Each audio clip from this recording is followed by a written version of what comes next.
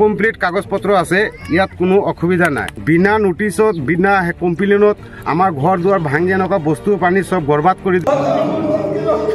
কন্দনরত যে ভিডিওটি দেখছেন সেটি আসামের গোয়ালপাড়া ডিস্ট্রিক্টের আংতিহারার এই মসজিদ ভাঙার ঘটনাটি 11ই ডিসেম্বরে। এটা মসজিদ দেখে হয়তো অনেকে বুঝতেও পেরেছেন এটা মসজিদ। এই মসজিদটি ভাঙছেন আসামের সরকার, আসামের বিজেপি সরকার। আসামের মুখ্যমন্ত্রী হেমন্ত বিশ্ব শর্মা ক্ষমতায় আসার পর থেকেই নানাভাবে মুসলিমদের ওপর অত্যাচার করছে। শুধু আসাম বলা ভুল, যেখানেই বিজেপি সরকার এসেছে সেখানেই মুসলিমদের ওপর, সেই সমস্ত রাজ্যে মুসলিমদের ওপর অত্যাচার হচ্ছে এবং আসাম তার অন্যতম জ্বলন্ত একটি নিদর্শন। আসামে হয়তো মব লিঞ্চিং হয় না, আসামে হয়তো পিটিয়ে মারা হয় না, আসামে ট্রেনে রাস্তাঘাটে মানুষকে মারা হয় না, কিন্তু আসামে মুসলিমদের ওপর বিভিন্নভাবে অত্যাচার হয়। আসামে আমরা এর আগেও দেখেছি তাদের বাড়ি ভাঙা হচ্ছে, তাদের জমি অধিগ্রহণ করে নেওয়া হচ্ছে এবং আসামের যে বোর্ড ছিল মাদ্রাসা বোর্ড সেটাও বন্ধ করে দেওয়া হয়েছে।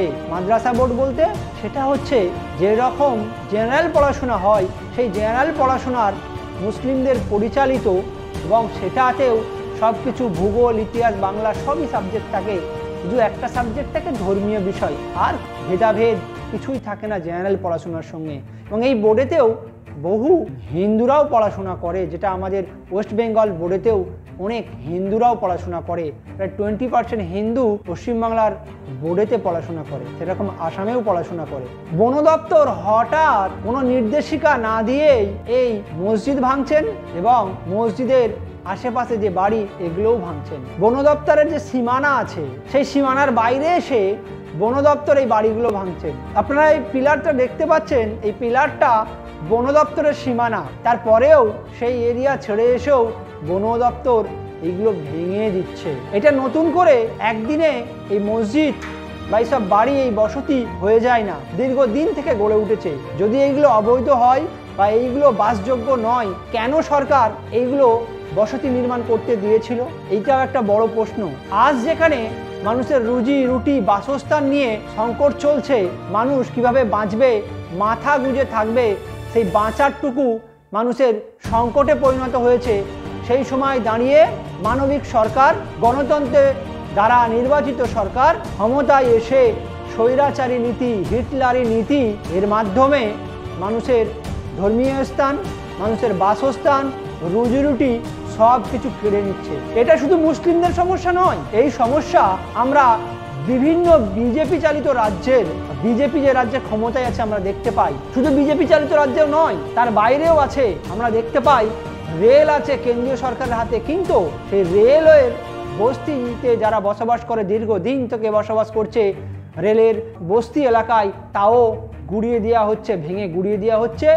নতুনভাবে রেলকে বেসরকারীকরণ করে মোদির বন্ধু আদানি আম্বানিদের হাতে তুলে দেওয়ার জন্য এলাকা খালি করা হচ্ছে। তাহলে শুধু মুসলমানদের ঘর বাড়ি ভাঙছে বিজেপি সরকার তা নয়, সবেরই ঘর বাড়ি ভাঙছে। কিন্তু মুসলিমদেরটা মিডিয়া হাইলাইট করে হিন্দুদের মনে রাম রাজ্যের স্বপ্ন দেখিয়ে আমরা মুসলিমদেরকে তাদের বাসস্থানচ্যুত করছি, তাদেরকে বেঘর করছি।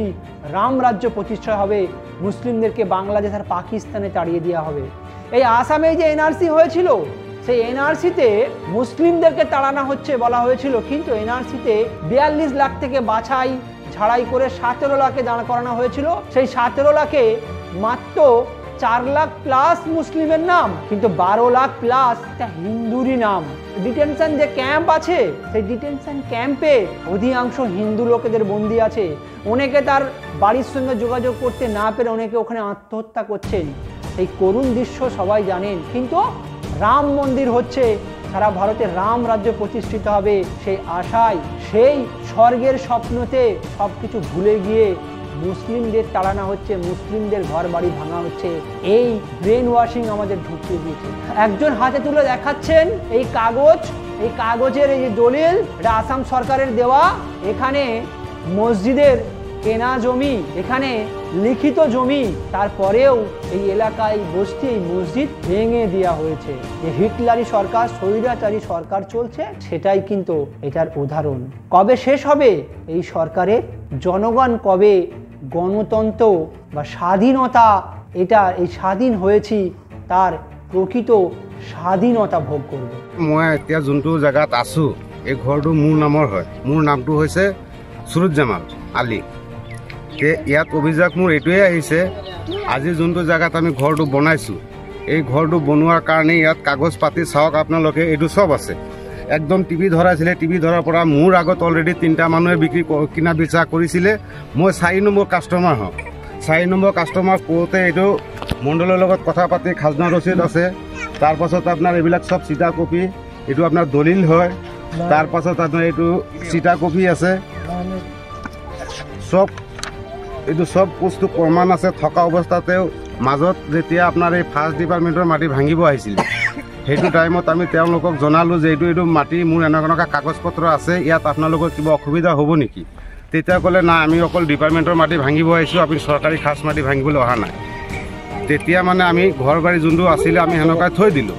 থৈ দিয়াৰ পাছত তেওঁলোকে কি কৰিলে, আমাক একো নোটিছ নিদিলে, একো কথা নজনাই কিনি আমাৰ ইয়াত এটা মছজিদগত আছে, আমাৰ একে মাটি একে কাগজ পত্ৰ চব আছে তাত। থকা অৱস্থাত তেওঁলোকে নোটিছ নিদিয়াকৈ অচমকা আহি কিনে আমাৰ মছজিদ ঘৰ ভাঙি দিলে। এইটো আমাৰ ঘৰ বাৰীবিলাক ভাঙি দিলে।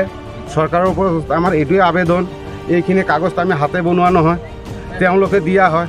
আমিতো কাঠ পেঞ্চিলেৰে লিখি দিয়া বস্তু নহয়, তেওঁলোকে দিছে কাৰণে আমি লৈছোঁ। যদি এইটো সেনেকুৱা তেওঁলোকৰ চৰকাৰৰ কিবা অভিযান আছিলে তেতিয়াহ'লে এই কাগজ পত্ৰখিনি আমাক দিব নালাগিছিলে। ইয়াৰ পাছত মাজত আপোনাৰ এই চাওক অনলাইন কৰিছোঁ, কমপ্লিট কাগজ পত্ৰ আছে, ইয়াত কোনো অসুবিধা নাই। তাৰ বিনিময়ে আমাক এইটো ঘৰ আছে ভাঙিলে আমাৰ লগত তেওঁলোকে এবাৰ হ'লেও দৰখাস্ত এটা দিব লাগিছিলে, নহ'লে নোটিছ এখন দিব লাগিছিলে। বিনা নোটিছত, বিনা কমপ্লেইনত আমাৰ ঘৰ দুৱাৰ ভাঙি এনেকুৱা বস্তু পানী চব বৰবাদ কৰি দিলে, ঘৰৰ পৰা এটা বস্তুলৈকে ওলাব দিয়ে।